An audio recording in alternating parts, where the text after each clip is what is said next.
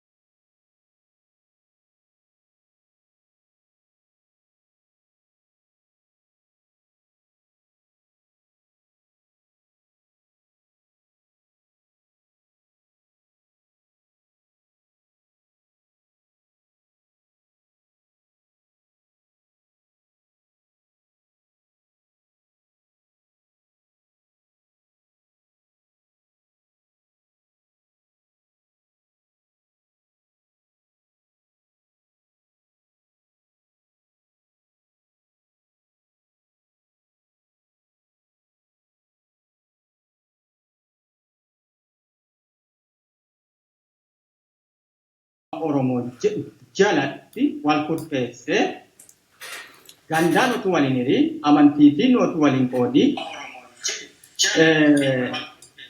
kaayyoo tokkicha Oromoo Oromummaa Oromiyaa saba tokkicha biyya tokkicha jedhu jalatti adda bilisummaa Oromoo jalatti kurfaa'ee hiriiree qabsoo gaggeessaa har'a ga'e jechuudha. Egaa kana ilaashiseetan yaada koo kennachuu barbaada.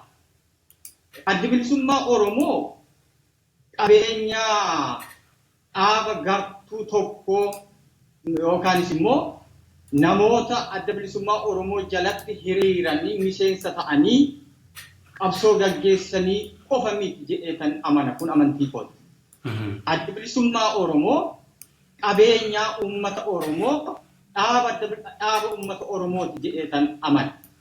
Kanas haala irraa ka'ee jechuu danda'een qaba jechuudha. Kun waan hunduma uummata Oromoo waan ifa ta'e natti fakkaata.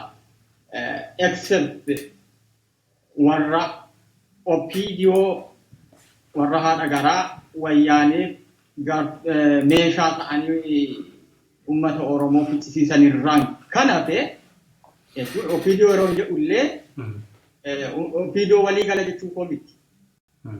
Murna xiqqaa warra aangoo ol aanoo qaban warra akka Abbaa Duulaa fa'aa warra amma akka Lammaa Magarsaa fa'aa jechuu kooti. Akka fakkeenyaatti hin tuqaa jira. Warra kanarraan kan hafe warra isaan fakkaatan irraan kan hafe Opiidiyooma kana keessallee jireenyaaf jecha har'a jiraachuuf jireenya isaa gaggeeffachuuf ijoollee isaa guddifachuuf jecha hojjetee miindaa qaxaramee jiraachuuf kan itti seenee Oromummaa isaaf saba isaaniif quuqaman hedduutu jiru. Isaaniin duquuqoo jechuu miti.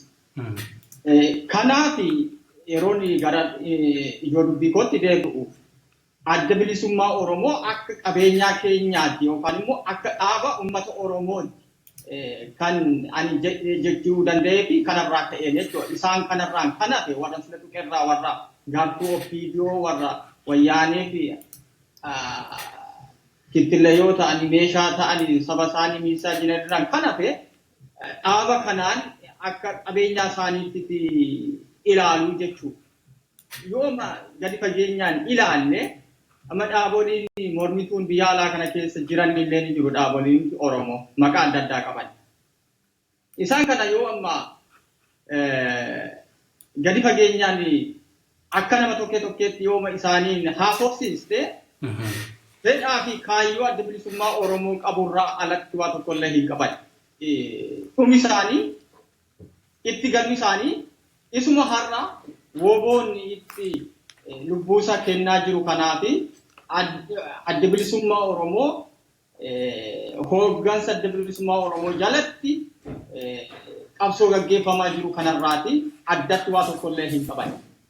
Kanaaf inni adda bilisummaa Oromoo qabeenya uummata Oromoo dhaaba uummata Oromooti jedhee afaan guutee dubbachuu kan hin danda'uufi.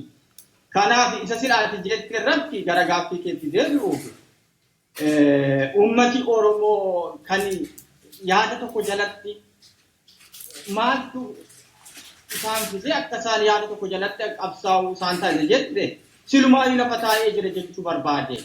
Fedhii uummata Oromoo hawwiin uummata Oromoo maal akka uummanni Oromoo barbaadu silumaa qormaanni gaggeeffamee qormaata irratti hundaa'ee adda bilisummaa Oromooyyuu kan inni ijaarame yookaan immoo dhalate jechuudha. Seenaarraa dhalate adda bilisummaa Oromoo ni bixxilame jechuun ni ijaarame osoo hin taane seenaarraa dhalate ni dhaalame abbootiirraa dhaalame. Dhaalmaa kanatu dhufaa har'a gahe. Har'a immoo kunoo qeerroon bilisummaa Oromoo dhaalmaa kana fudhatanii qabsoo kana sochoosaa jiru jechuudha. Kana ani akka kanatti hubadha. Adeemsa kana keessatti rakkoon hin jiru jechuu koo miti. Rakkoo fidduutu jira. Har'allee dhalataa jira. Kuni maalirraa dhalate yoo jennee ilaalle namoonni yaada fi fedha adda addaa waan qabanii fi akka tokkotti qulqulluu jechuus hin danda'u rakkinootni ni jiru. Namoota amma fakkeenyaaf bakkee kana keessatti biyya alaa diyaaspooraa kana keessatti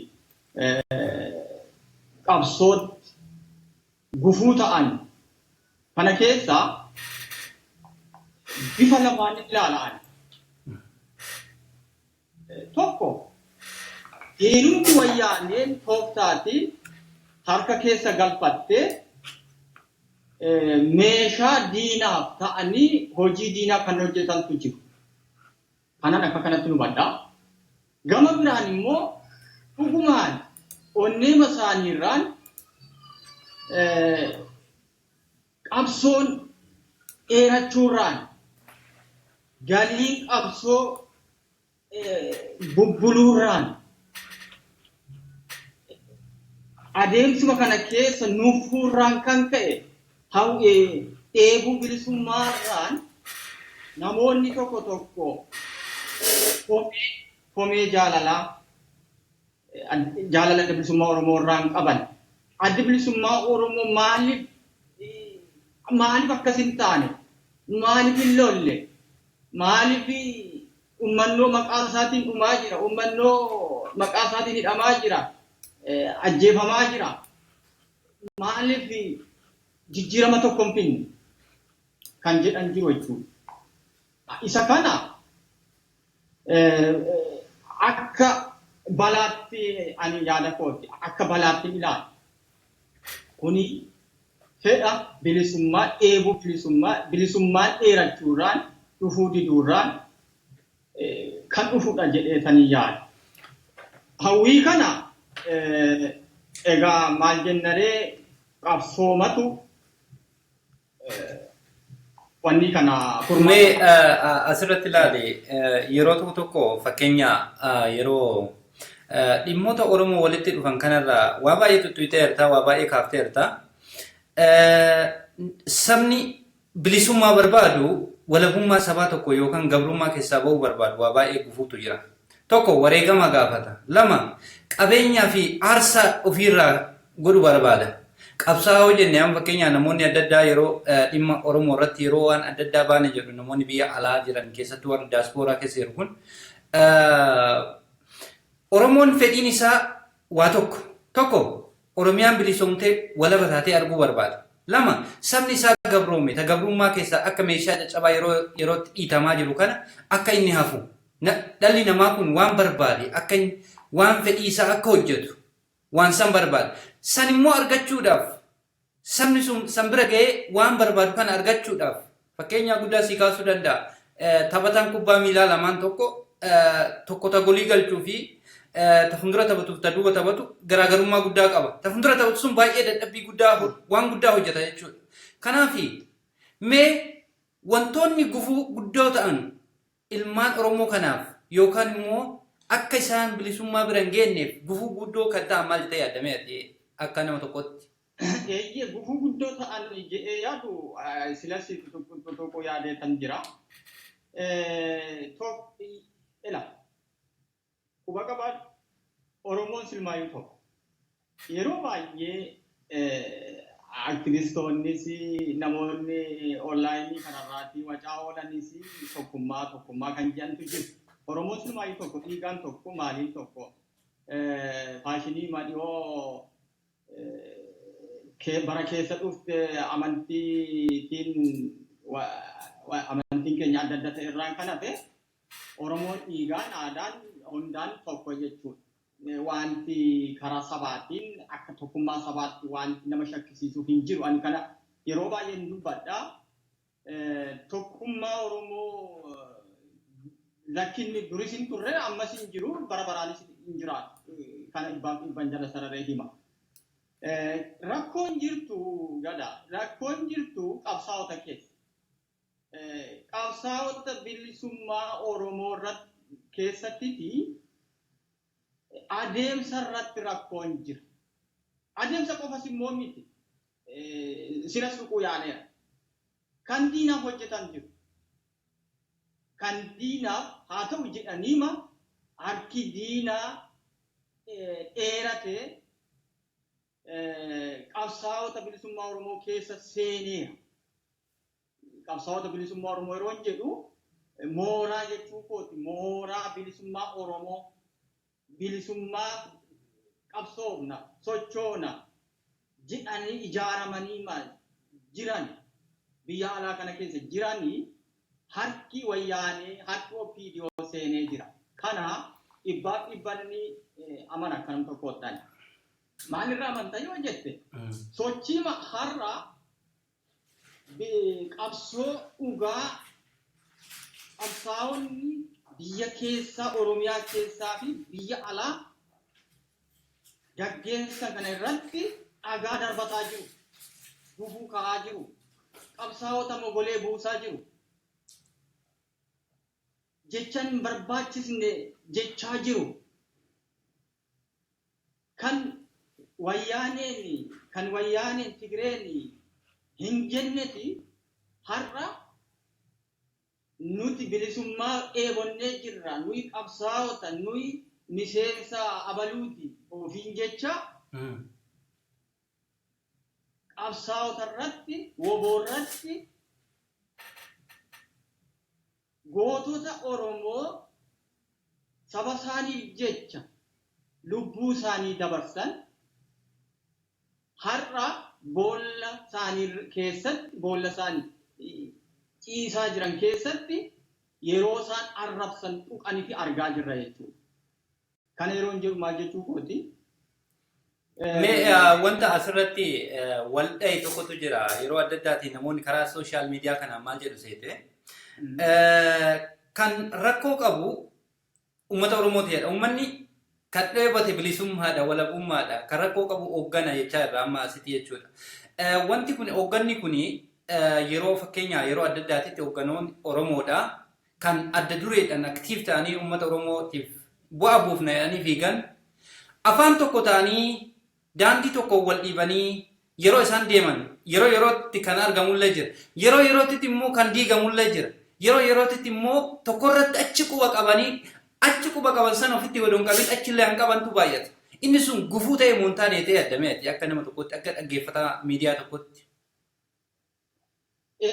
Namoonni hoogganatti quba qaban sooba argite.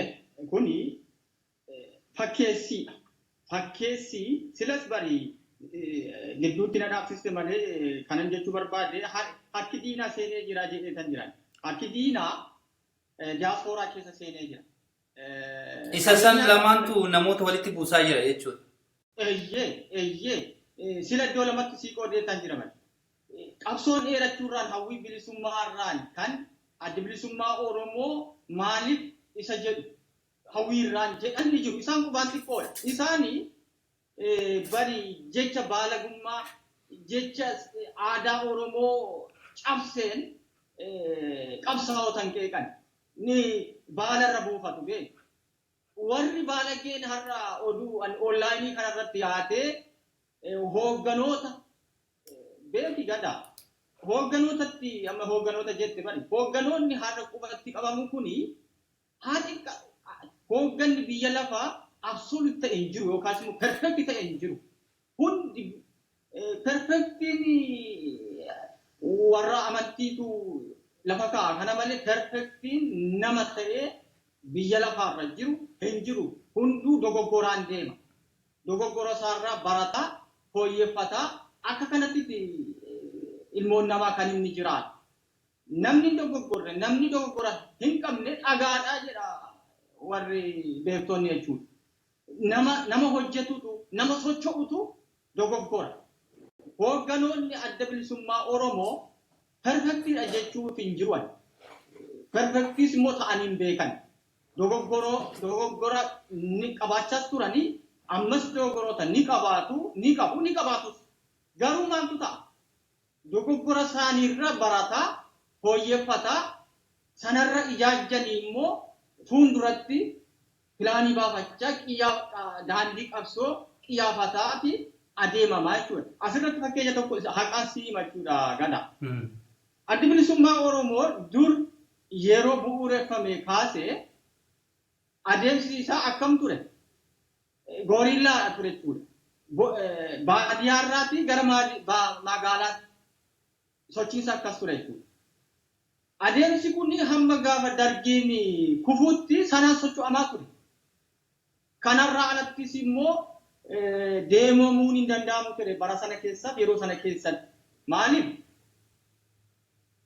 Dammaqiinsi uummata keenyaa yeroo sanaa siyaasumti bara sanaa adda bilisummaa Oromoof mijataan ture. Uummata keessa socho'uu isan dandeessu ture. Uummanni adda bilisummaa Oromoo hin beeku. Haqa tokko sitti muufi bara sana chaarterii dura jechuudha. Sochii adda bilisummaa Oromootti gufuu kan ta'aa ture. Diina warra mootummaa dargii keessa jiran caalaatti uummatuma Oromootu irra caalaa adda bilisummaa Oromoo sochiisaa uguraa ture. Maaliif?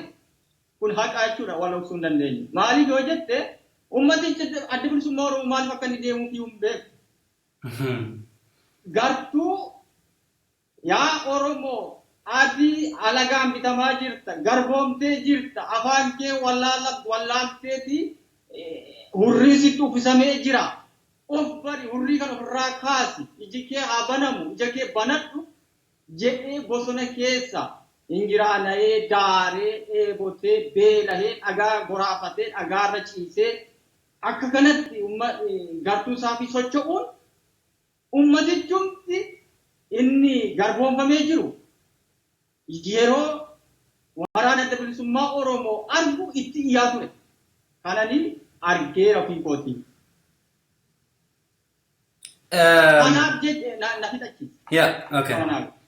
Kanaaf jecha baadiyyaarraa gara magaalaatti akeeka jedhuun socho'aa dammaqsaa, barsiisaa akka kanatti deemaa ture. Hidhachiisaa isa barate isa dammaqe achumarraa immoo miseensa fudhatee miseensa horataa miseensa kana immoo barsiisee gara waraanaatti jijjiiraa akka kanatti miti amma dargiin kufuu ga'e jechuudha. Erga dargiin kufee uummanni Oromoo nan gabaaf adda bilisummaa Oromoo bare. Adda bilisummaa Oromoo dhaaba kooti jedhee miliyoonni 50 uummanni Oromoo adda bilisummaa Oromoo bare. Achiyoo waa'ee hoogganotaa fi wanni kun hin daganne gaaffii kee hin daganne. Hoogganoonni har'aa sanarraa maal baratan? Adeemsa keenya har'aa kana akka durii sana gooriillaa baadiyyaarraa magaalaatti nu deemsisaa? Hin deemsisu.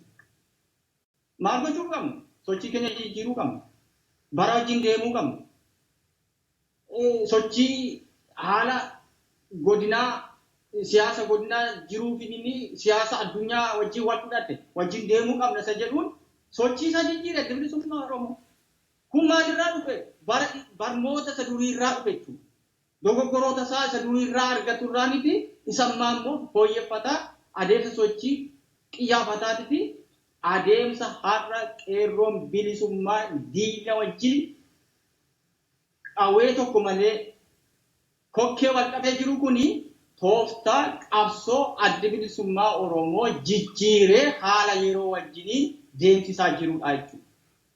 Kana jechuu kooti maal jechuudha egaa hoogganoonni kuni perfektii miti garuu dogoggoroota adeemsota jiran irraati barataa jijjiirama agarsiisaa akkanatti itti deemama. Egaa kana har'umallee kan kana qeeqqantu jiru jechuudha qabsaa'ota fakkeessanii. Har'umallee qabsaa'ota kanatti kan dhagaa guurantu jiru qabsaa'ota fakkaatanii. Kanaafin warri kuni qulqulluu miti. Harka diinaatu harka irra jira. Qabeenyaa diinaatu baajeenni ramadamee fi biyya alaa kanatti isaaniin hojjechiisaa jira. Gariin quba qabaadhu gaadha. Gariin kallattiidhaan diina wajjiniin qunnamtii godhatee baajeenni ramadamee fi baajeta fudhatta yeroo socho'u gariin immoo warra baajeta fudhattee diina wajjin hidhata godhattee socho'u kanarraa otuun beekin isaaniif meeshaa ta'uudhaan kan hojjetamtu otuun beekin quba qabaatu. Maaliif namni suni akka inni diina wajjin hidhata qabu hin beeku. Garuu inni qulqullummaa masaa yookaan gandaan yookaan amantiidhaan itti hidhamee mati nama sanatti waliin socho'a. Namni sun sanuu keessa arrabni isaa dhadhaa, arrabni isaa damma. Garuu adeemsisaaf sochiinsa garuu bofa yookaan immoo summiidha jechuudha. Summii qabsoo. Summii tokkummaa qabsaa'ota. Tokkummaa uummata Oromoon jedhan jedhee sin beeku. Oromoon silmaanii tokko. Har'aa miti kaleessa illee wajjumaan tokkumee jiraata. Oromoon durillee har'allee borullee kan gabroome afaan isaatiif aadaa isaa sabni isaa hunduma waliin gabroome tokkummaan Oromoo durumarraa jira jechuu jette.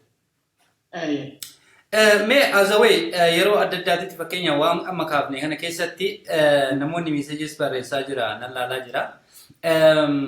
Wantoota gufuu ta'an kana keessaa warri amma nu dubbanne kun gufuudha gufuu Oromooti ta'an fakkeenya diina waliin walitti hidhannaa summii godhatee baajanni isaa dhadhamatee wantoota adda addaa Oromoo gamaa gamana walitti buusee iddoo sanitti inni waa argatu ergamaa diinaati jechuudha inni kun guutumaan guututti jechuudha. Fakkeenya gadaa waa tokko siitu qaba waa'ee adeemsa wayyaanee. Mee kaasi. Adeemsa wayyaanee kana waan keessatti sii dabaluu barbaadu. Wayyaaneen adda bilisummaa Oromoo dhabamsiisuuf uummata Oromoo gaachana malee gochuuf uummata isaaf dubbatu dhaaba isaaf dubbatu isaaf mormu isaaf falmu tokko dhabsiisuuf dhagaa isheen hin buqqisne hin jiru wayyaanee barma jireenya ishee bosona kaastee hamma har'aatti jechuudha. Hin dandeenye garuu waan si ajaa'ibu. Asirratti yoomuu wallee hin dandeessu.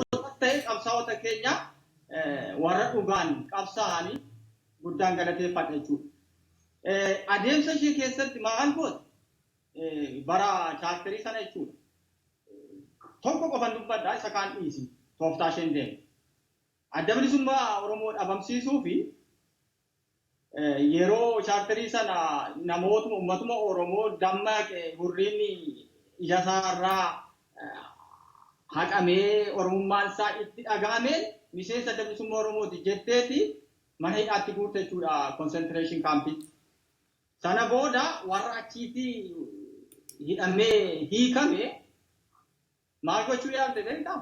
Selaamaawii Oneg jettee ijaartee adda bilisummaa Oromoo dhugaan uummata isaaf qabsoo gochaa jiru fudhatama dhabsiisuuf bishaan itti naquuf Oromoo biratti onnee Oromoo keessaa baasuuf tattaafatte jechuudha. Anuma irratti Selaamaawii Onegiini irratti dammaqame hin fashale jechuudha. Namoonni Selaamaawii Onegii kana keessatti ijaaramee socho'uuf yaalan irree qabsaa'otuma duraan turanii fi gowwoomfamanii maallaqaanis haa ta'u waan adda addaan haa ta'u mallas yeroo lammallas lubbuutiin jira. Carraaqqee jechuudha. Maal jechuun barbaade asirratti waan isheen hin goone jiru jechuudha. Har'oo egaa isarratti sii dhufuu jechuudha kanaan qabee. Har'asii sanatu jira. Iyyaalte, niyaalte, humnaa iyyaalte, qawweetii iyyaalte adda bilisummaa Oromoo dhabamsiiseera. Hin jiru adda bilisummaa Oromoo har'aa kaasee jettee televezyiyoonii isheetiin, reediyoo isheetiin si'a miliyoona meeqa odeessite jechuudha uummata Oromoo gurra duuchitee amansiisuuf. Uummanni Oromoo isheetiin dhageenya jechuudha. Asiin har'aa adda bilisummaa Oromoo badeera jecha asiin immoo adda bilisummaa Oromoo akkas godhe. Ati miseensa adda bilisummaa Oromooti. Kanaaf kana goote jettee uummata Oromoo jiraachuu, mana hidhaatti guuruu, ajjeesuu kanatti fufte jechuudha. Hin dandeenye waa gochuu, hin dandeenye adda bilisummaa Oromoo dhabamsiisuu, hin dandeenye adda bilisummaa Oromoo onnee Oromoo keessaa baasuu. Adda bilisummaa Oromoo dhumarratti maal goote?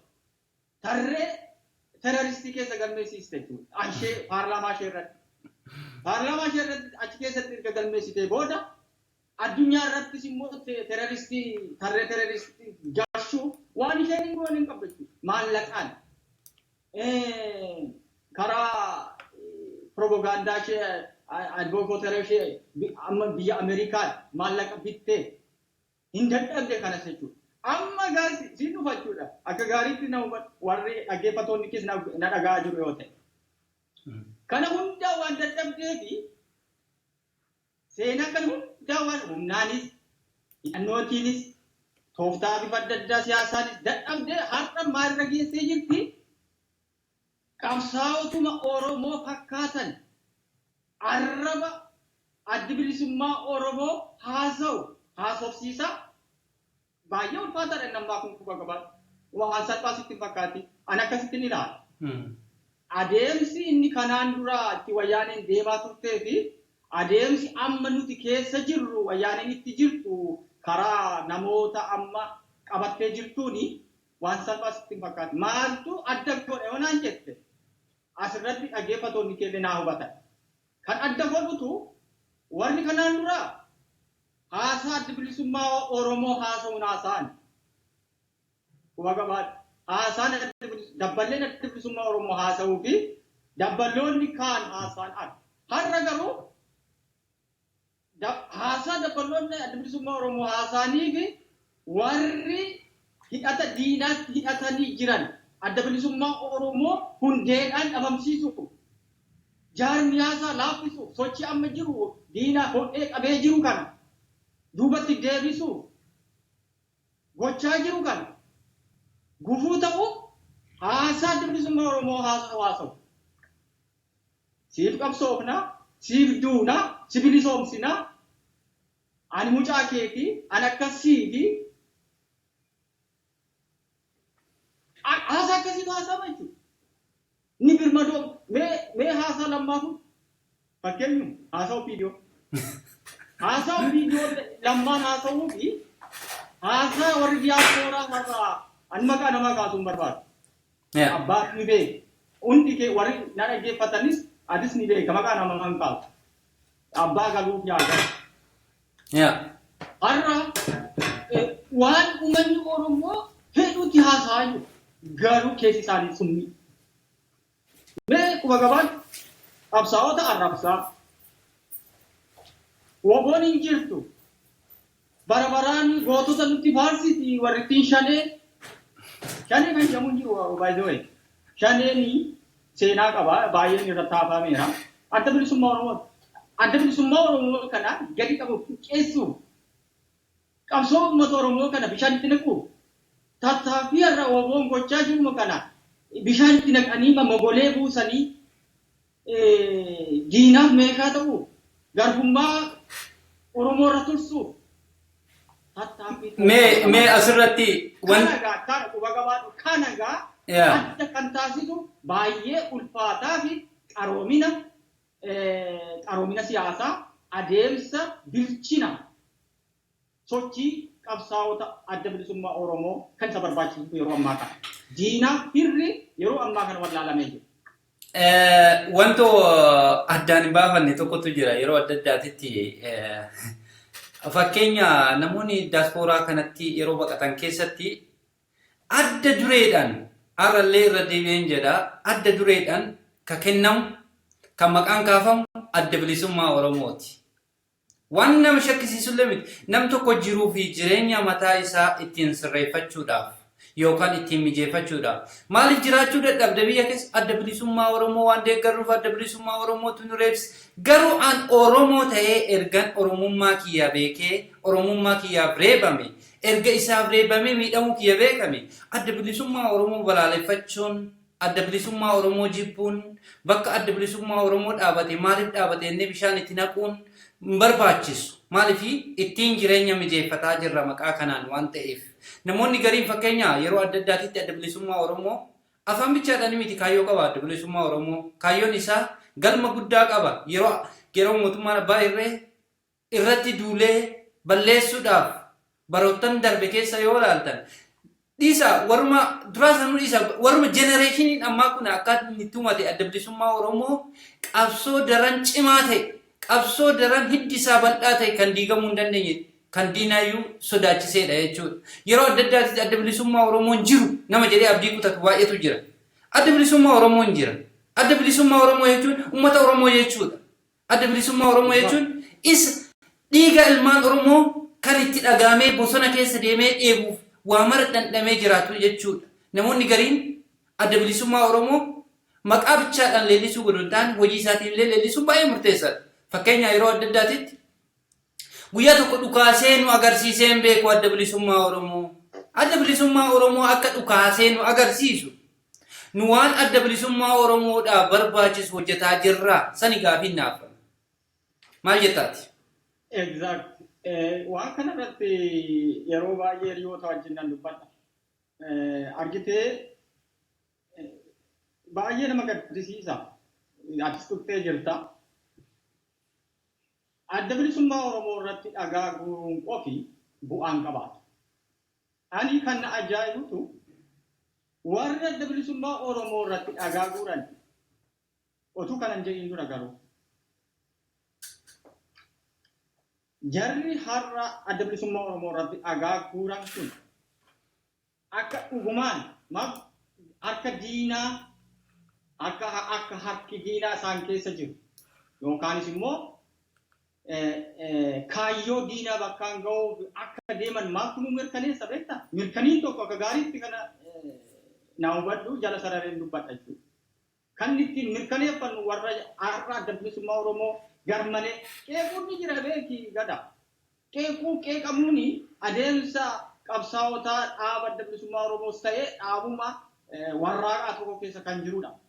Inni har'a Feesbuukii kana keessatti onlaayinii sooshaal miidiyaa kanarratti qeeqee adda bilisummaa Oromoo irratti gaggeeffamaa jiru kuni qeeqa daangaa darbe qeeqa qulqullummaaf keessaa hin qabne Oromummaaf keessaa hin qabne dhaamsa diinaa hojii diinaa bakkaan ga'uuf hojjetamaa jiru.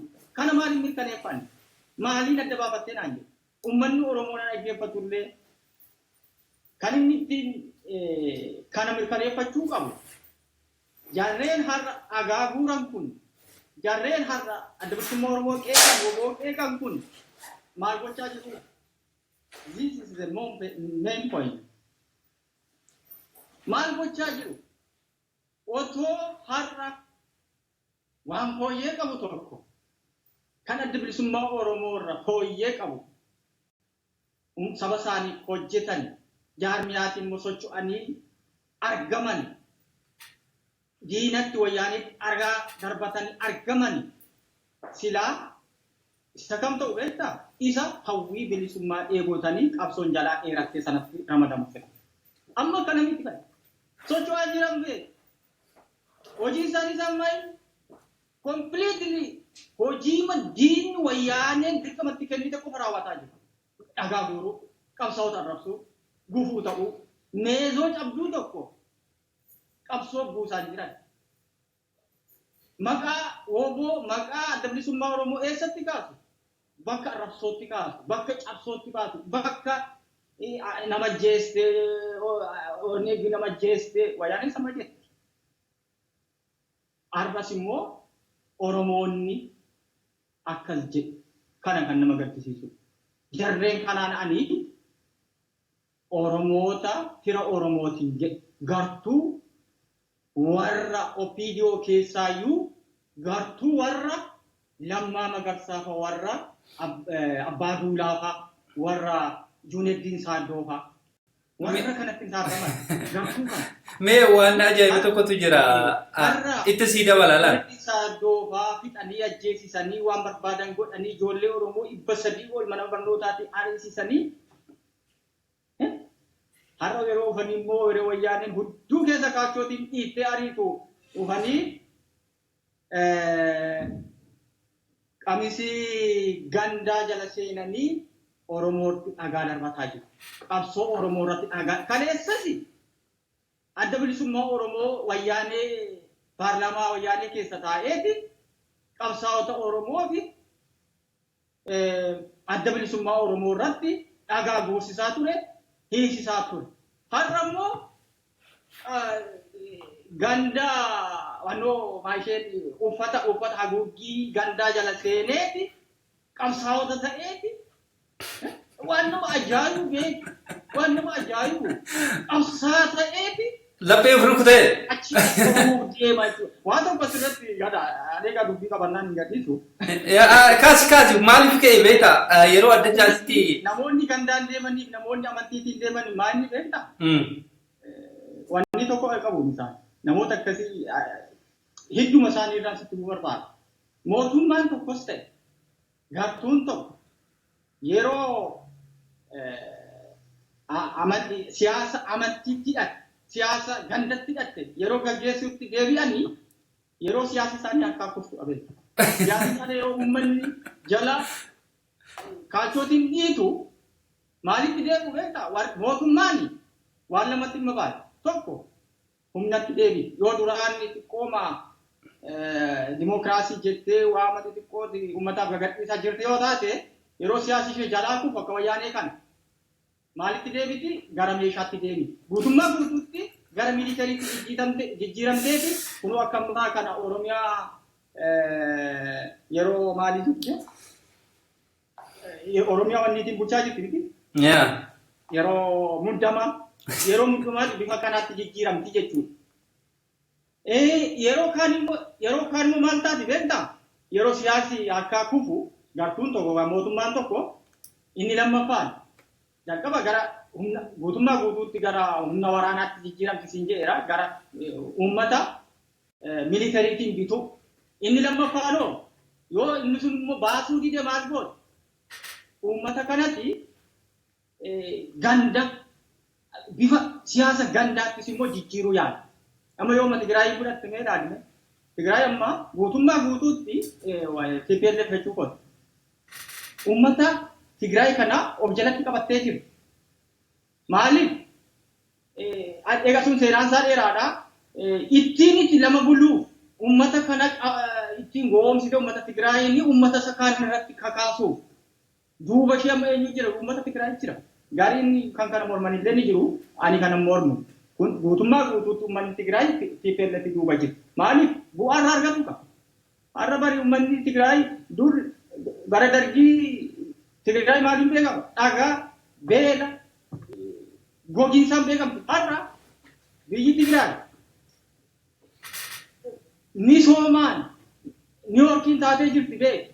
Biyyoo Oromiyaa irraa guuraniiti Tigraay misoomsanii har'a akka barahaa Awustiraaliyaa faranjoonni Awustiraaliyaa teknooloojiitiin misoomsitee giriinii gootee jirtu har'a Tigraayin giriinii taatee jirti. Faallaasamoo Oromiyaan gogdee bosona Oromiyaa abiddaatiin ciranii barbadannoo investeerootaaf laatanii barbadeessaa jiru jechuudha. Jijjiiramee jira haalli jireenya Oromoo fi Tigraay. Kanaaf akka kanatti gootee siyaasa akkasiitiin itti deemaa jirti jechuudha. Yoo gartuu warra hankeenyaatti immoo deebine gartuun fi adda bilisummaa Oromoo irraa foxxoqan yeroo achi bahanii asirratti jala akka gaariitti nu bada. Sila waa'ee mootummaan dubbadde amma immoo waa'ee gartuu keenyaa warra Oromoo mata'anii nu dubbata. Jalqaba hundi amma mormituu ta'anii bakkee kana jiranii kan ofiin jalquma irraa ka'ee of ijaare. Ani beekan jiraatti fakkaatu yoo jiraate na himuu dandeessa. Hundi isaanii adda bilisummaa Oromoo keessaa yaa'an. Kun maaliif ta'e yoo jette sana isaan taa deebisan. Kun isaanii ilaalla. Garuu erga bahanii booda maal godhan isa sananii jechuu barbaada. Erga adda bilisummaa Oromoo irraa achi bahanii booda maal fayyadan saba isaanii? Maal buusan ijaaramanii? Waan tokko hin buusne. Isaan buusan maayinni gufuu ta'uu, ololan taane oofuu, waan tokko itti hirkachuu sanatti isaan geessa. Maaliif waa tokko itti hirkatu? Siyaasa isaaniitu jalaa kufaadha. Uummanni Oromoo adeemsa isaan jalaa itti deeman kanatti hin fudhataniif.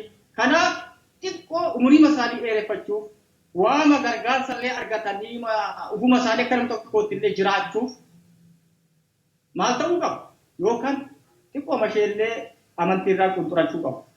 Yookaan immoo gandatti hirkachuu qabu. Yoo kana isaanii qabisii gandaa jala seenu gandummaatiin jiraatu. Naannoon kun nama hin gabu. Waliin dhalatan ka bishaan tokko dhugan. Yookaan immoo amantiinis immoo amma tokko kunis ni jira warra wallaaloo ta'e hubannaa hin qabne. Kanuu amala dadhabootaa, amala namoonni siyaasni isaanii jalaa kufteetu gara gandummaa fi gara amantii siyaasaatti jijjiirama hidhata. Ishee kanan jechuu barbaada. Waa baay'ee kaasuun barbaachisaadha. Waa hedduutu inni irra.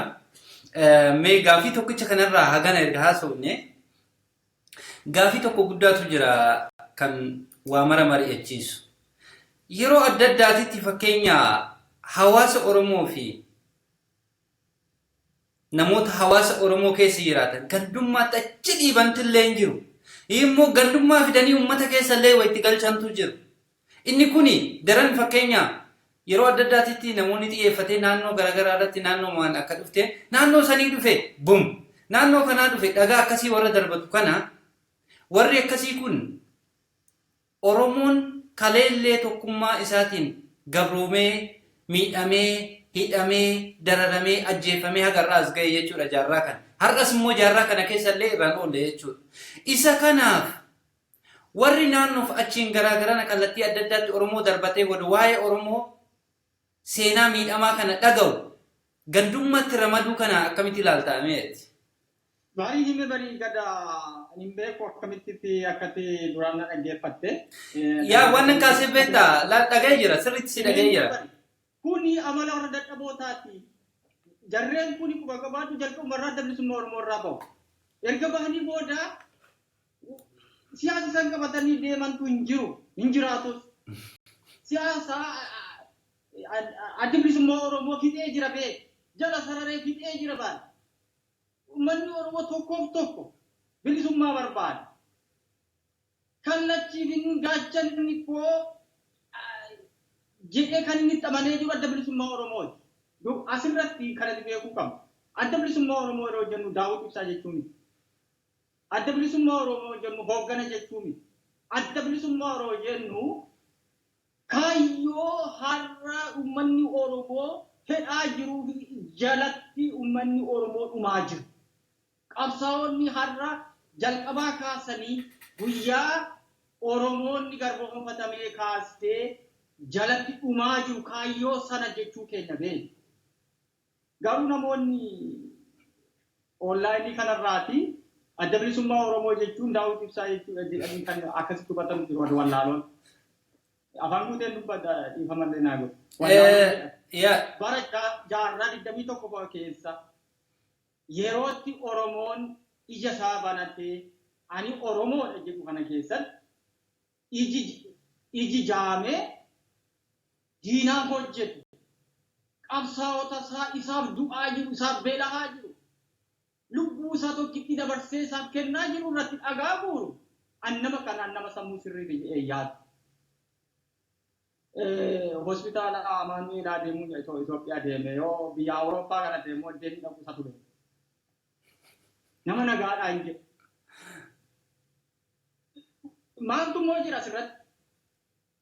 Irra guddee warri kaan wallaalota wallaalummaatu ijoon jedhu. Akkuma sila siin jedhu. Warri ija banatee immoo beekaa kana hojjetantu jiru. Maaliif? Isaan immoo maallaqatu ija jaamsa.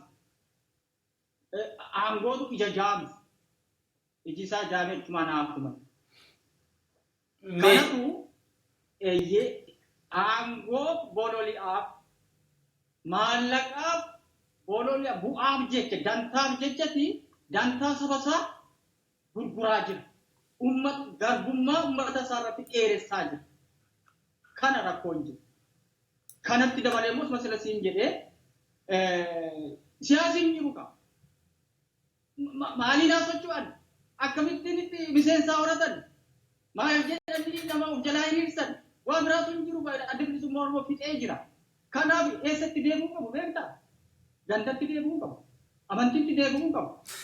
Ana nagaddisiisa baay'ee nagaddisiisa yeroo adda addaatiif wanti lallabu fakkeenya wantoota amantiidhaan wal qabatee karaa sooshaal miidiyaa kanaan evoluusan namatu ergatee amantii keessatti achi ramadee waan akkanaa odeessu kuni safuu Oromoon kalee qabu san cabsuu jechuudha. Fakkeenya mee wanta qabxii guddaa tokkotu si kaasa asirratti yeroo adda addaatiif fakkeenya hawaasa Oromoo fi karaa miidiyaa kanaan walitti fidanii yeroo isaan wallaayisisantu jira. Fakkeenya wantoonni jaarmeelee siyaasaa fi yookaan hawaasa Oromoo kana wal qabatee walitti buusu, walitti fidee waliin hojjetu akkami waliin deemuu danda'a? Fakkeenya miidiyaan waan biraa, jaarmiyaan siyaasaa waan biraa. Fakkeenya namoonni garii walitti fidee waan kana hubannoo kan dhabeessa irraa yeroo adda addaatti ni dubbatamu, yeroo adda addaatti waan kun ni leellifamu. Waan kun gufuun ta'uu qabsoo Oromootiif. Amma gufuu ta'uu qaba. Gufuun ta'u jechuun hin danda'amu. Garuu kana qabsootiin irra aanu. Adeemsa qabsoo keessa waan lama si mudata. Diina keessaa fi diina alaa si mudata. Kun waan hojii. Ani akkan ilaalutti wanti hamaan tokko diinni hamaan isa keessaa turre ulfaata isa alaarra. Inni alaa diina kee kallattiidhaan isa beektaa, inni si eeggataa, isa eeggataa salphaa ijaaf ijatti wal eeggata. Si rukutaa rukuta. Inni hamaa garuu isa keessaa.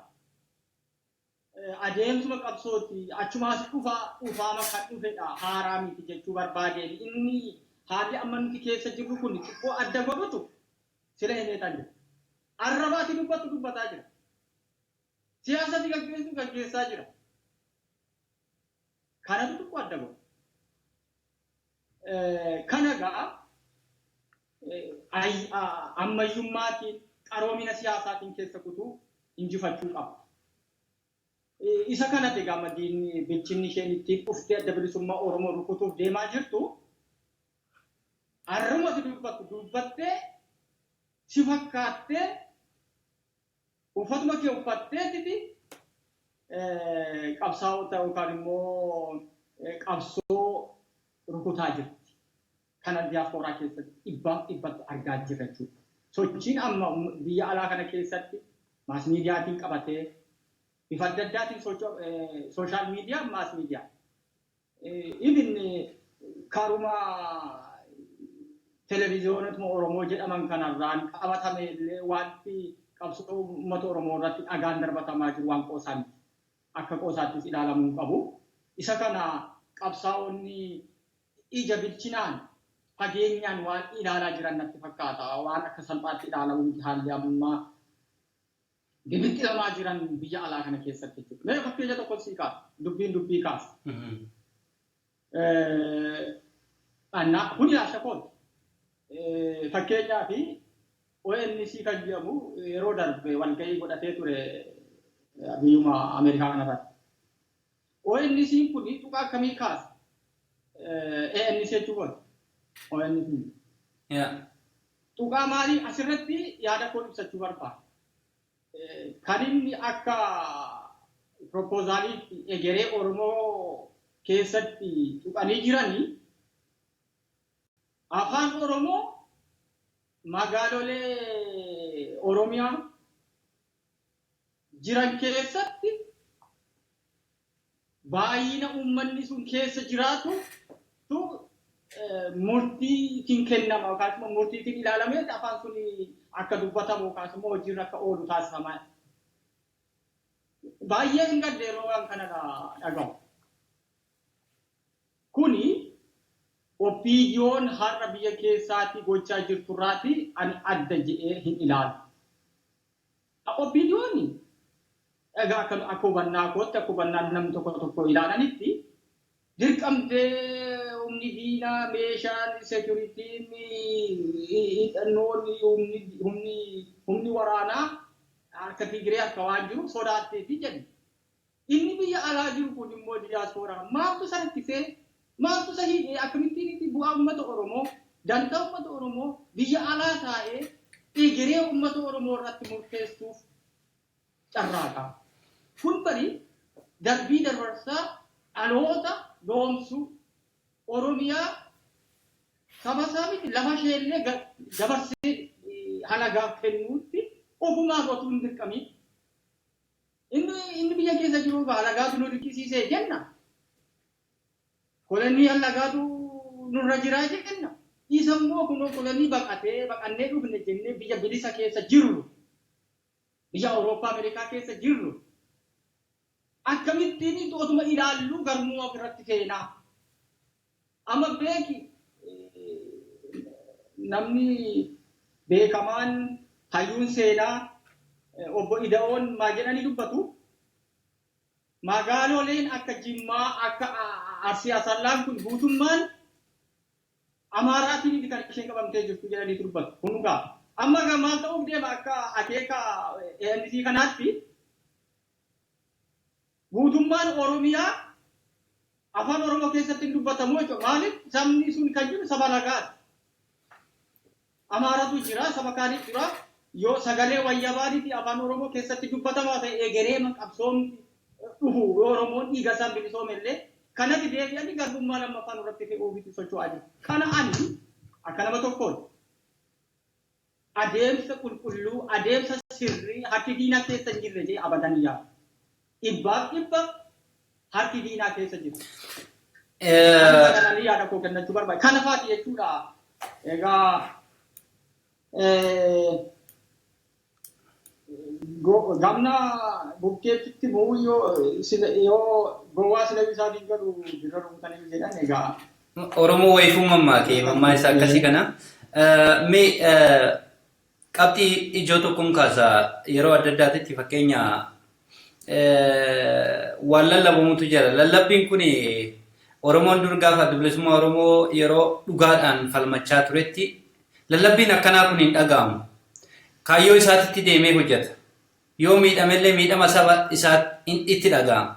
Garuu warri amma daaspooraa keessa jiru kun akka nama Oromoo adda bilisummaa Oromooti yookaan Oromoodhaaf bakka bu'ee dhagaa tokko darbatee fakkeenya biyya namaa taa'ee yeroo bookkisu kanatti yeroo waraanni adda bilisummaa Oromoo bosona keessa deemee miidhamee rakkoo adda addaatiin muudamu gargaarsa dhabanii irraa balaaleffatan kana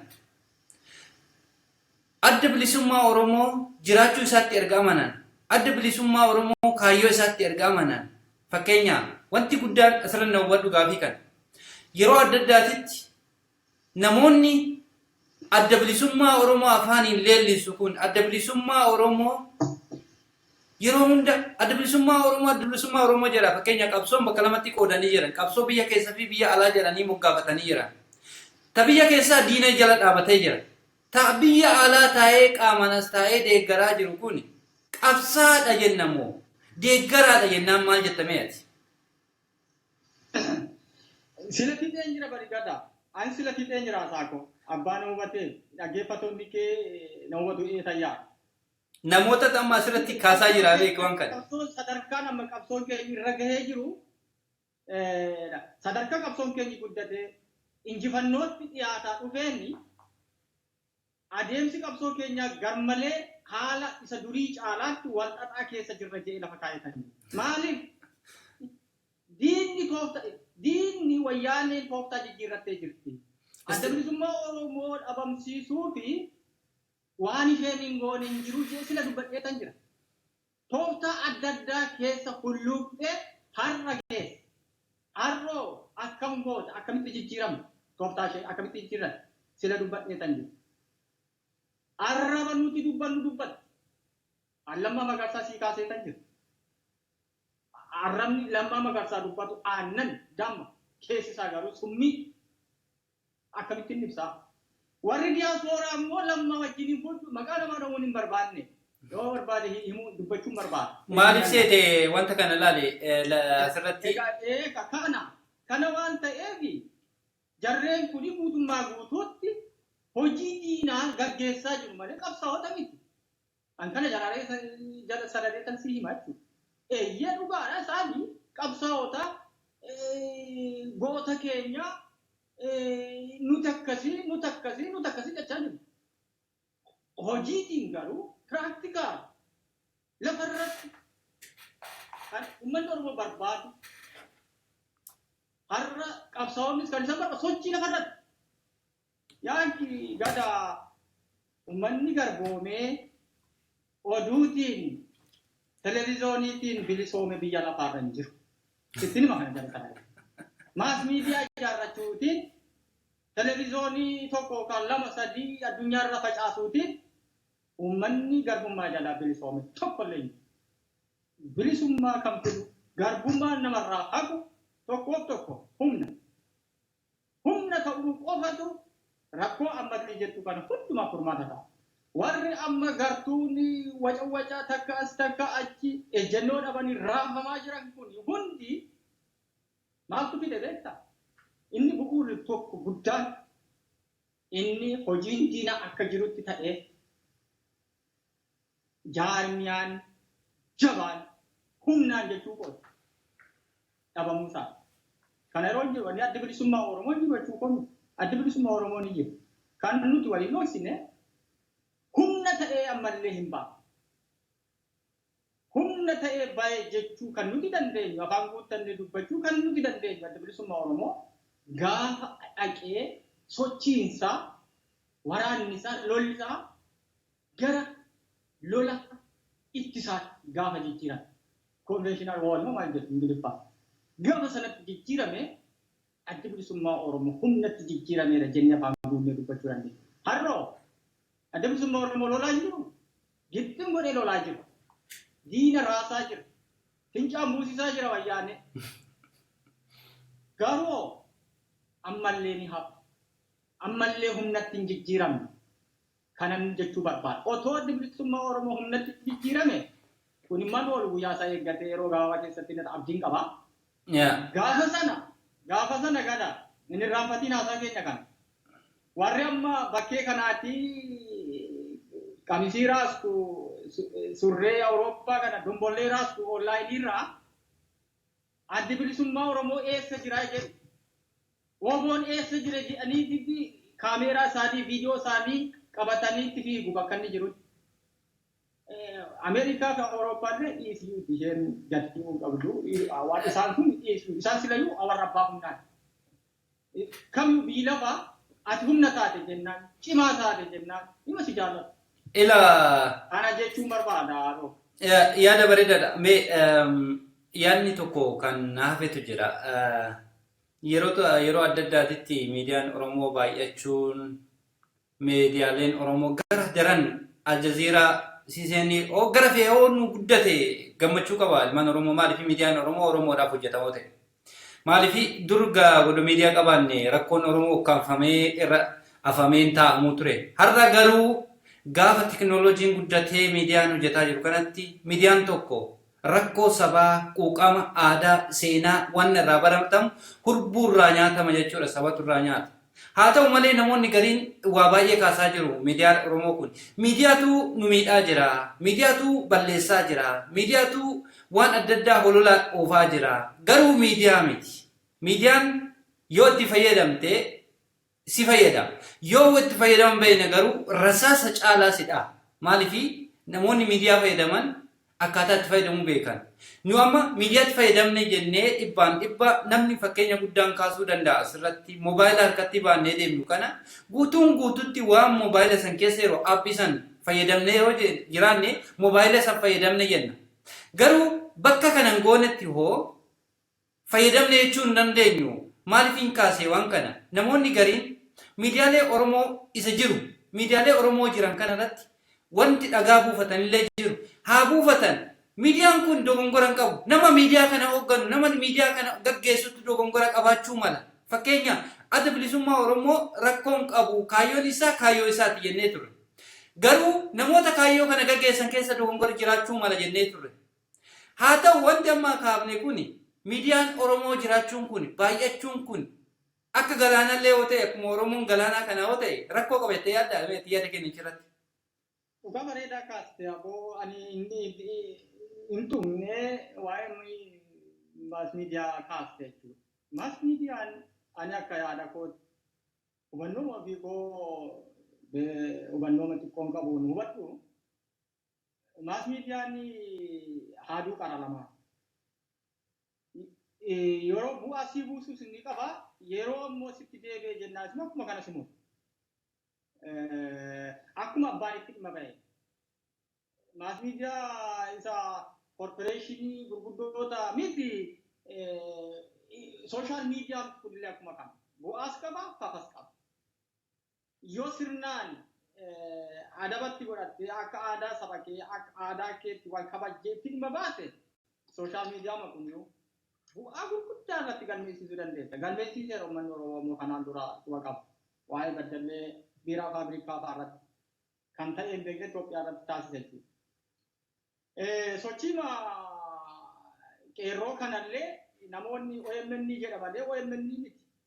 Dhibba keessaa 50 jechuun danda'a. Sooshaal miidiyaatu hojjete.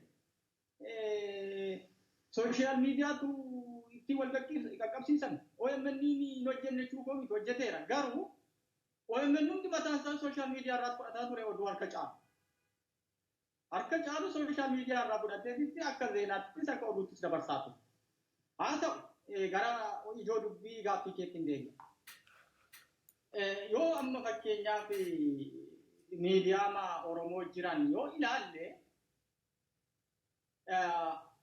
akka jedhamaa jirutti yoo fakkeenyuma tuqee dubbachuu barbaade OMN man tuqee dubbachuu barbaade. OMN amma kan Oromootu ijaarratee qabeenya Oromoo kan saba Oromooti kan nama tokkoon jalqabarraa kaatee uumama isaarraati uumamarraan dubbataa jira. Adeemsa isaa keessa garuu amma waggaa 3 fixeera umurii waggaa 3 qaba. Adeemsa isaa keessatti garuu amaloota hin barbaachisne cacalaqqisiisaa dhufaa jiras. Maali inni yoo jette ammas maas miidiyoota biyya lafaa kanuma mootummoota immoo siitu fakkeenyaaf. Meema akka BBC fa'aa walumaa qaqqaroomoo kan meema warra akka VOA fa'aa jarreen kun oguma dhaabni isaanii akka dhaabbata tokkootti indipendentii garuu imaammanni isaan qaban poolisiin isaanii poolisii mootummaa sanaa kabaju. Waqabaan maas miidiyaa ta'ee kan mootummaa biyya sanaa kan hin kabajne kan imaammata biyya sanaa ala kan socho'u jira namni yoo jiraate as bahee dubbachuu ni danda'a. Hunduu bu'aa dantaa biyya sanaa qabu biyya isaanii. BON imaammata mootummaa Ameerikaa ala hin ba'u. Yoo bahanii gaazexeessonni itti gaafatamu. BB'n akka kana, Aljazeeraan akka kana. Hunduu waan deemaniiti qabu. Garuu afaaniin yeroo haasaa maal jedhu beektaa? Independent siin jedhu. Nuyi walaba eenyuu hulloomnu mormitoota hundumaa anti gవర్నమెంtii warra ta'e isin ni dhiyeessinaa jedhu. No! Biyya lafaarraa qulqulluu kan ta'e hin jiru tasaa. Hunduu hin beekamu haguuggii irratti haguugu malee loogiitii qaba. Hunduu bokkoon gara isheetti haati ija Oromoo. Hunduu garmaan isaatti haadha. Garan keenyaatti immoo deebi'a. Gara OMN. OMN independentii jechaa jiru. Warri waan sana hoogganu. Independentiin sun maali hin mormine hin jibbines.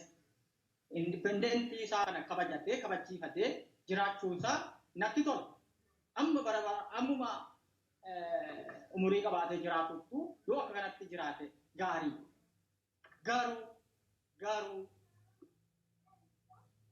OMN eenyuuf dhaabbate eenyutu isa dhaabee kana gaafatu.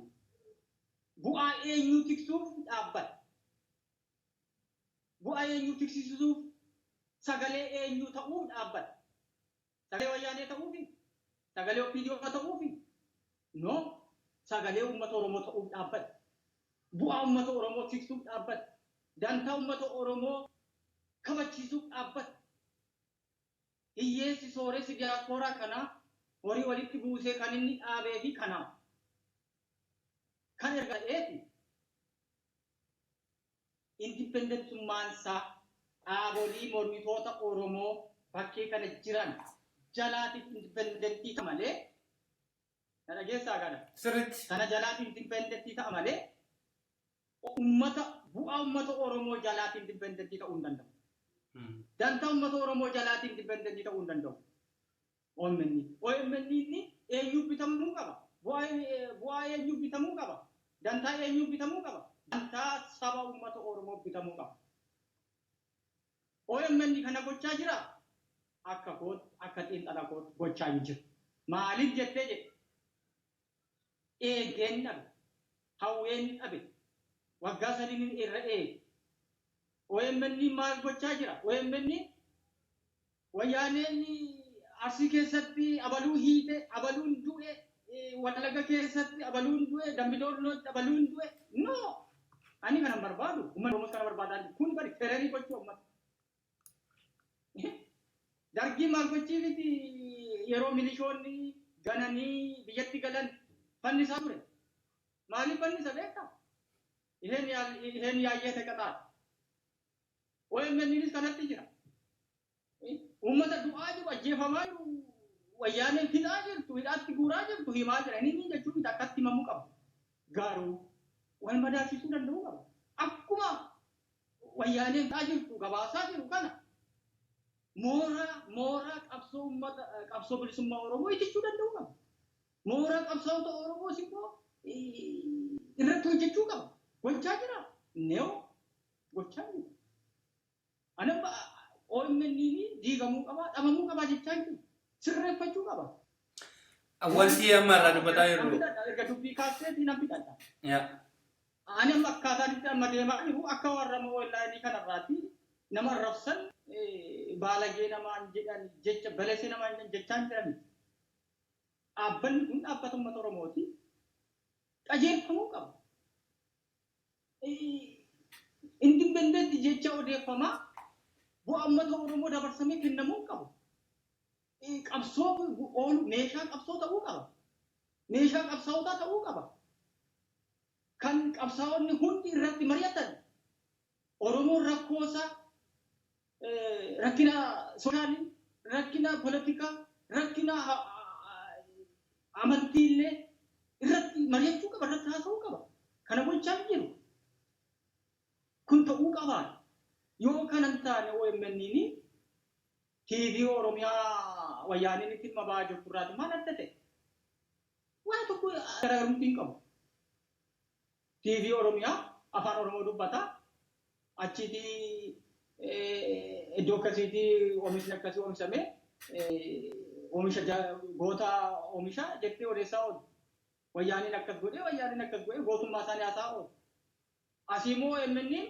isa Oromoon isa Oromoon du'e isa wayyaaniin ajjeesse nu odeessaa oolu ani kanan barbaadu kana ani barbaadu kan uummanni Oromoos barbaada yaadu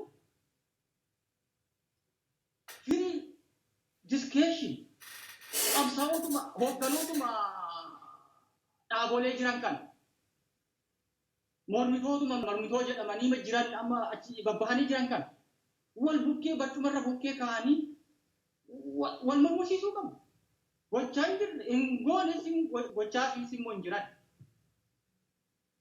qabsaa'ota bosona keessaati asirratti warri dhaggeeffatoon kee waan hubachuu qaban qabsaa'onni har'a shanee warri akkuma namoonni tokko waamanittu ajaba jiran kun dantaa mataa isaanii miti har'a beelaa eegotaa jiran Eertiraa keessa warri jiran illee ta'an Eertiraan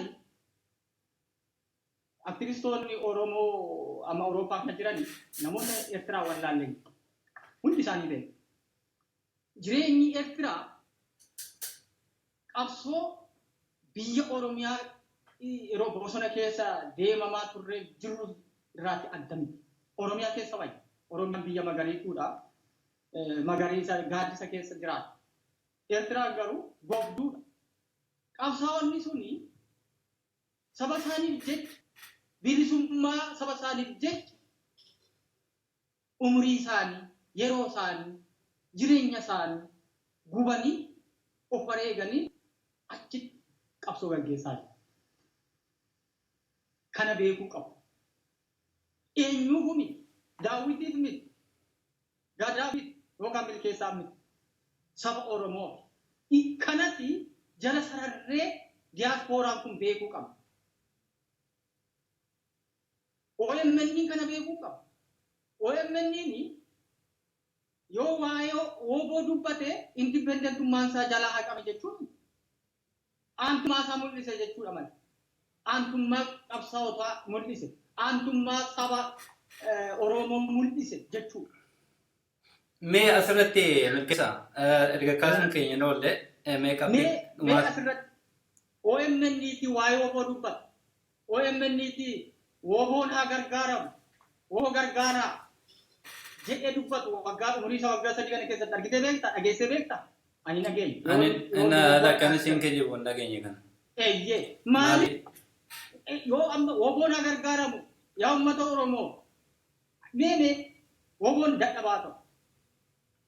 Adda bilisummaa Oromoo adeemsa sirrii ta'ii garuu jaallannus jibbinus namoonni achi jiran kuni saba Oromoof jedhaniiti malee dantaa mataa isaanii yookaan kana hubannee maas miidiyoonni Oromoo sooshaal miidiyaatii kaasee hamma OMN tti jiran qabsoo uummata Oromoo ooluu qabu. Yoo kanan goone wayyaan irraa adda baasee minaalu. Wanti tokkotu jira waan amma kaafte tokko miidiyaan Oromoo kamiyyaa baay'atu ani miidiyaa Oromoo irraa dhimma hin qabu. Maal miliyoonan ta'ii garuu yoo qabsoo uummata Oromoo bu'aa uummata Oromoo hin oolle boollatti garaa namni.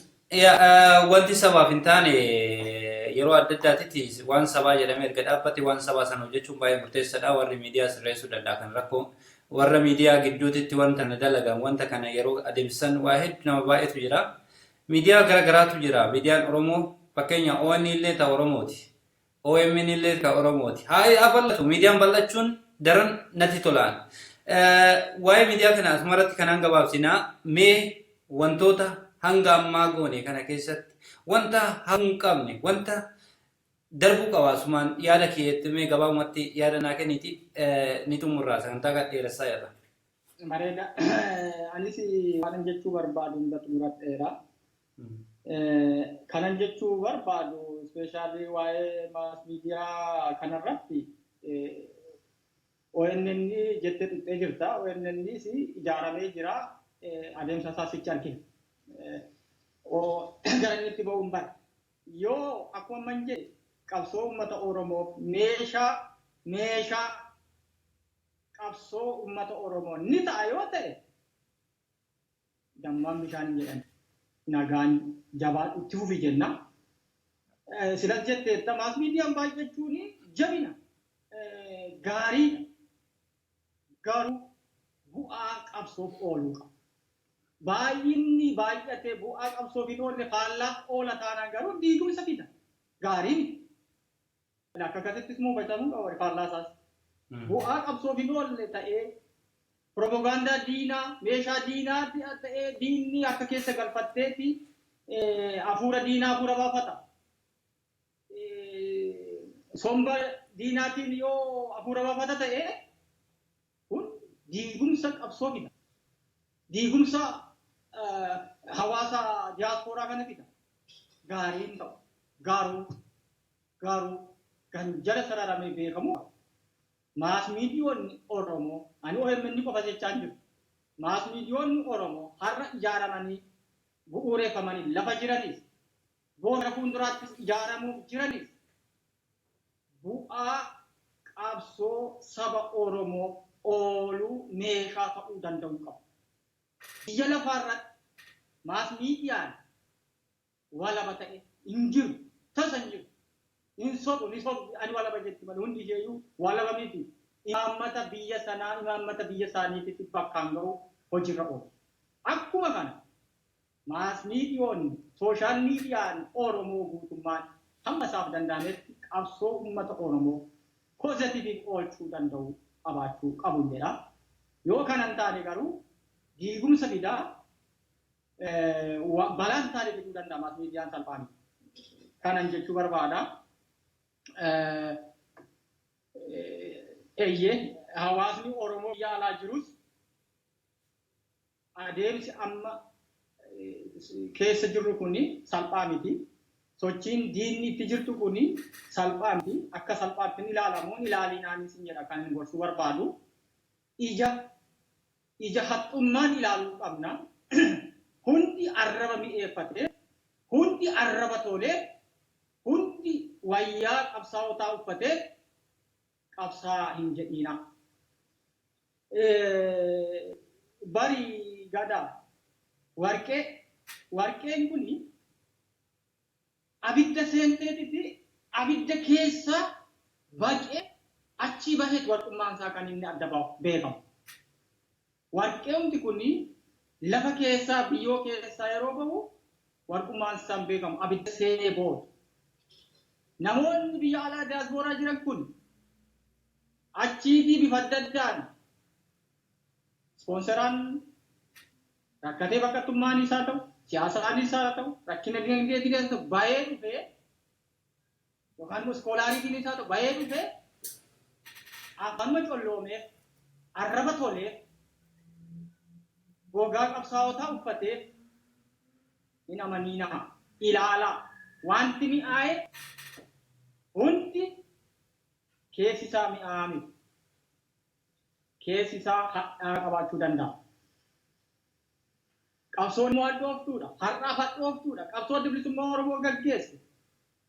Qabsaa'onni dhugaarra gaggeessaa jiran hadhaadha keessi isaa har'a. Keessi isaa miti. Alli isaa hadhaa keessi isaa garuu dhooftuudha. Egereensaa. Tulluun bilisummaa naannoo hedduu qabdi. Bu'a bayii hedduu qabdi. Akkuma salphaatti tulluu kora bilisummaatti ol hin bahan. Bu'a bayii kana danda'u dhandhamuu qabaachuu qaba qabsaa'onni. Arraba mi'eeffatanii qofa qabsaa ta'uu hin danda'an.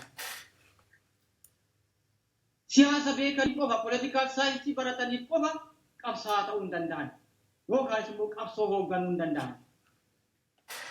Qabsoo keessumattuu qabsoo bilisummaa akkuma sila jedhe warqeen abidda seentee qoramtee erga baatee booda warqeen ishee beekamtu warqee taate qabsaa'aan tokko kaleessa Finfinnee keessaa dhiyaadhaan bahee dhufee Awurooppaa Ameerikaa galee arraba colloomee qofa qabsoo bilisummaa Oromoo hoogganuu qabsaa ta'uu hin danda'u ta'uufis hin jiru. Kun gowwoomsa. Akkuma warqittii sanaa abidda seenee kan isa qabsaa'onni dhandhaman kan bu'a bayii ishee eebuu ishee isa dhagaa akkatti dhagaa boraafatan sana boraafachuu ishee baree woboo wajjin ka'ee taa'ee bu'ee bahee arguu danda'uu qabaachuu qaba. Yoo hundi asirratti egaa hundi kun akka achi deemee qebeelee dheebochuu qaba jechuu kosmi. Yoo xiqqaate woboo mararsifachuu danda'uu qaba. Yoo xiqqaate waan danda'u yaadaan beekumsaan qabeenyaan woboo deeggaruu danda'uu qabaachuu. Yoo kanan goone garuu sila jedheera keessa deebii ta'a. Soba hojii diinaa wayyaaneen baroota si'anaa kana haala adeemsa qabsoo adda bilisummaa Oromoo irra ga'e kan waan bilisummaa isaatti dhiyaatee dhufe waanis immoo adda bilisummaa Oromoo ijaarsa isaan sochii isaa jijjiirratee isa dura jalqaba irratti si kaasee tan jira. Isa dur baadiyyaarraa gara magaalaatti jijjiiree amma magaaluma irraa dura Finfinnee keessaa jalqabe adda bilisummaa Oromoo dargaggooti. Kana waan jalqabee fi wayyaaniin wanti qabdu wanti gadhiistu waan harka badee fi meeshaa tooftaa Oromoo maan qabanii Oromoo rukutu. Arraba qabsaa'otaa dubbatanii adda bilisummaa Oromoo rukutu qabsaa'ota dhabamsiisu isa jedhu jirti waan ta'eef qabsaa'onni deeggartoonni adda bilisummaa Oromoo ummatii Oromoo qeerroon bilisummaa Oromoo biyya keessa jiran biyya alaa jiran cimsanii waan kanatti dammaqanii eeggachuu dura dhaabbachuu danda'uu qabu. Haa dammaqnu isa durii caalaa adeemsi siyaasa bilisummaa Oromoo baay'ee walxaxaa ulfaataa waan ta'ee jiruuf warra arraba tolee deemee dhadhaa dibatee odeessu kana hin amaniinaa. Irri keessi damma ta'e keessi kan summii ta'etu jira. Irri keessi immoo hadhaa ta'e keessi immoo damma kan ta'etu jira. Kun qabsoo. Kana haa hubannu ayyaata yaadisii guddaa galatoomis galateeffadha yaada koo bifa kanaan akan ibsadhu waan nagootiiti guddaa galatoomi. Atillee fayyaana ta'e waan gaaffii deebii waliin goote malee wantoota har'aaf qabannee dhufne yookaan wantoota hanga ammaa tokko isaa godoo nambifatiin kunoo isin biraan geenneerra torban dhufu keessa yookaan namoota waan saba isaaniitiif quuqama qaban karaa adda addaatiin akkaataa isaan yaada fi isaanii ittiin dabarfatan godhaa turre ammas horaa bulaa isiniin jedhaa maarree muuziqaa ce'umsaa kana mana goolabnaa waan nu dhaggeeffataniif guddaa galatoomaa.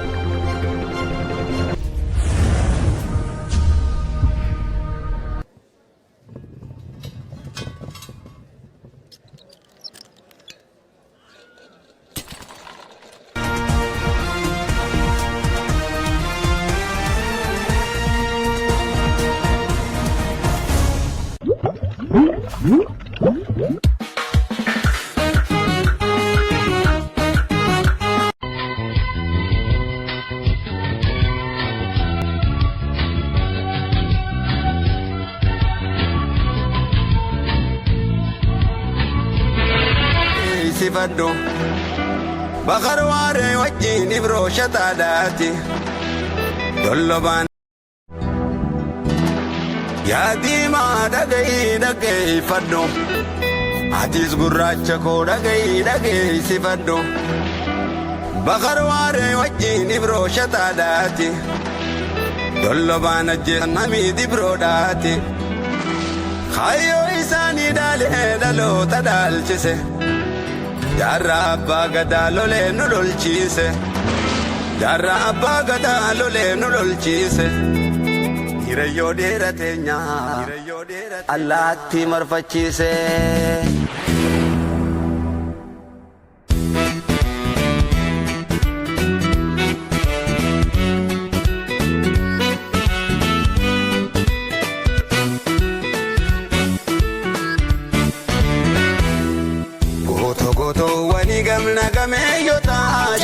Abbukato mirga abba qabsaa'ota lal jarran jarra abba gada yaaba eessa namoo leencako way osoo deesse haati marraa lama harme marraa lama way osoo si deesse haati marraa lama haati yeroo lama.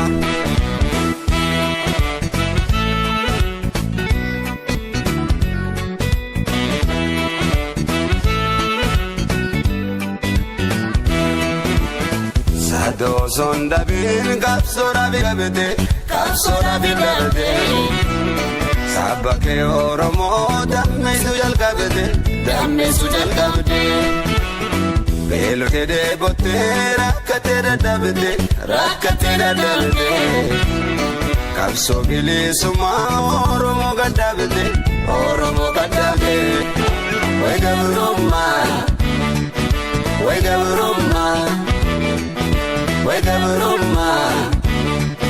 Wegabruma ifnine mul'ata dukkanaan duubaan obsiya wabooko obsiya keerooko finfinneerra wal argina bilisumma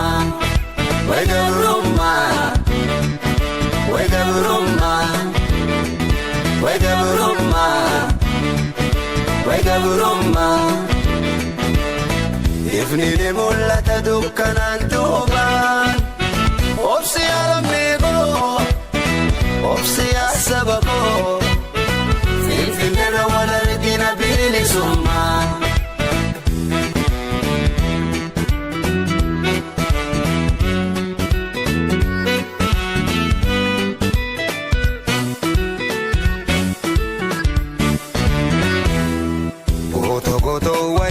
Nagameeyota jarran abbukato mirga abba qabsaa'ota lal jarran jarra abbaa gadaa yaaba eessa namoo leencako way osoo deessee haati marraa lama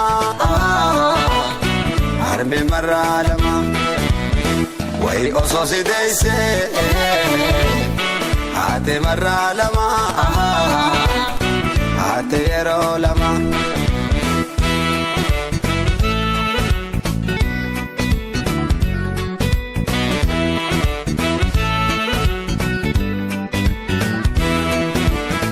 Arras lolaa jirti waa bonaati jaarate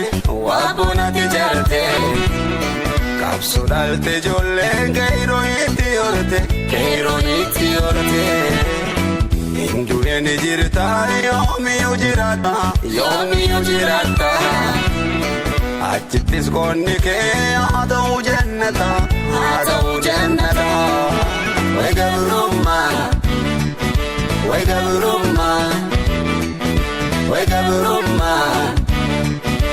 gabrummaa Ifni mul'ata dukkanaan duubaan Obsiyaa wabookoo Obsiyaa keerrookoo Finfinneen wal argina bilisummaa Way gabrummaa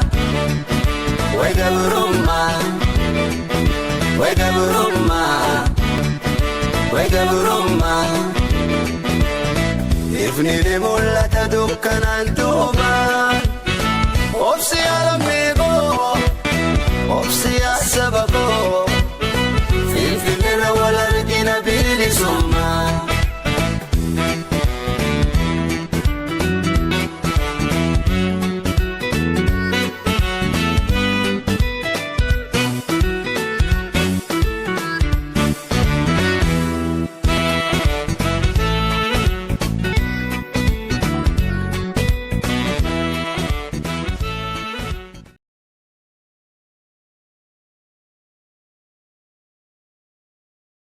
Gaafa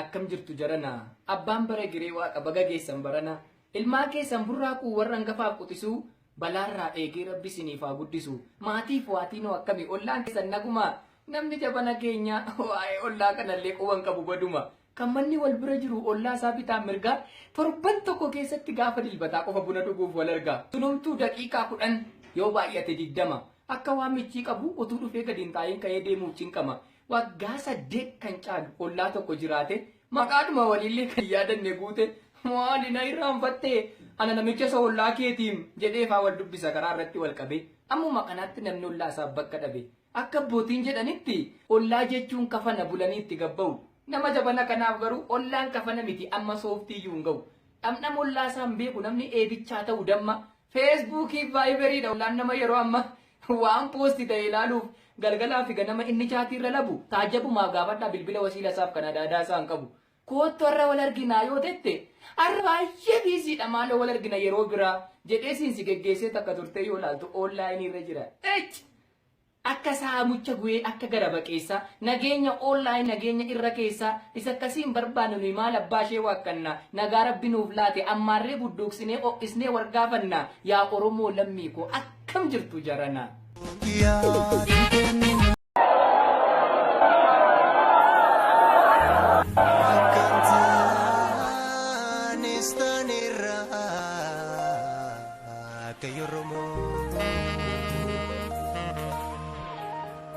Malee gachuufte nyagana kanaram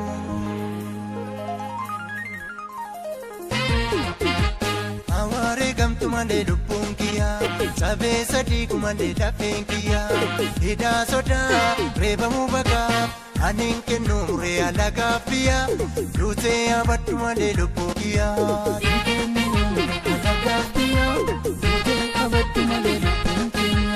Aware gamtu male lupungia sabe sadi kumale dafengia ida soda reba mubaga anin kenure alaga pia rute abatu male lupungia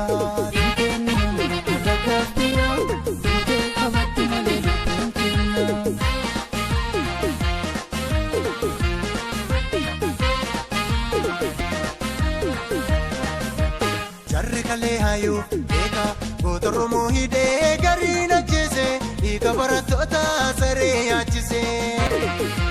Godaannisa seenaa nu maadeessanii yaa Oromoo reeffa jijjiirrachuun deebi'an arramoo. Jarri warri bulguun eeyyeen teebii ellebii waraabessaa warra naasuun qabdee sanyii bineensaa. Yoo siin galleef dubbiin siifaa galuu yaa Oromoo reeffa jijjiirrachuun deebi'an arramoo. Maaloo adaraa rabbi warroobbii dhiyoo wal maayyaadha seenaa galuu miidhoo yaadadha dhiiga lammii keessaniif naasuu qabaadha. Dhiiga isa margamaa.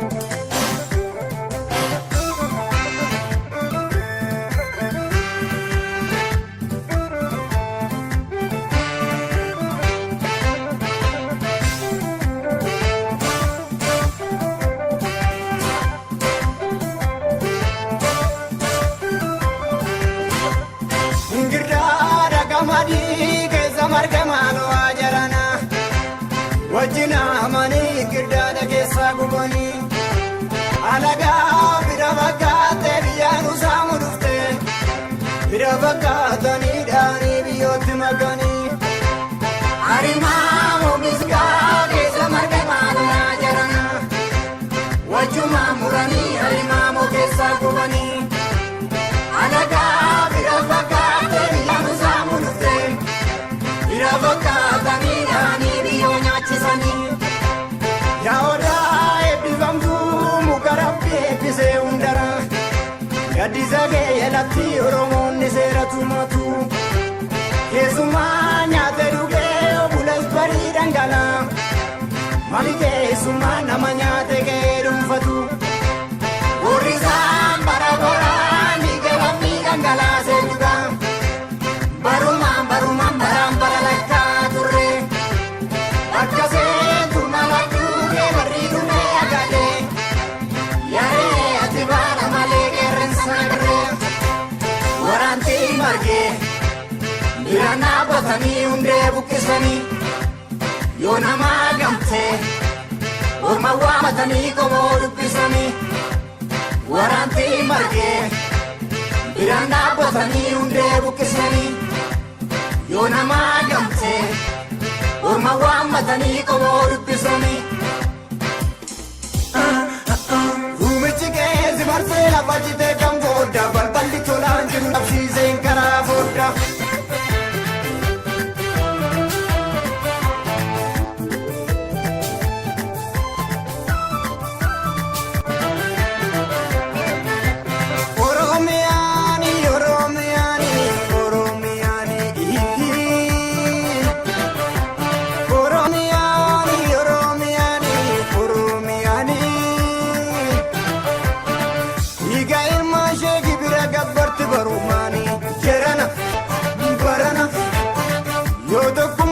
Falmanne bilisa ba'u yookaan ilmaan ishee hundee fixattee taa'u jedhana barana yoo tokkummaadhaan falmanne walaaba ba'u yookaan ilmaan ishee hundee fixattee taa'u.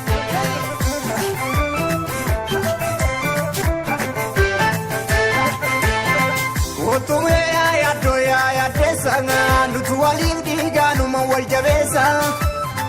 Inagee boreessa gadi galootu maqaa nama balleessa yaashi malayaa ibidda lafaa margu gubbaa nama ilaala daageessa ormi namaan argu otumee yaaddoo yaaddeessa yaalaalatu balleessina of keessa inagee boreessa nama yartuutu kee nama balleessa yaashi malayaa ibidda lafaa margu. Maidara madage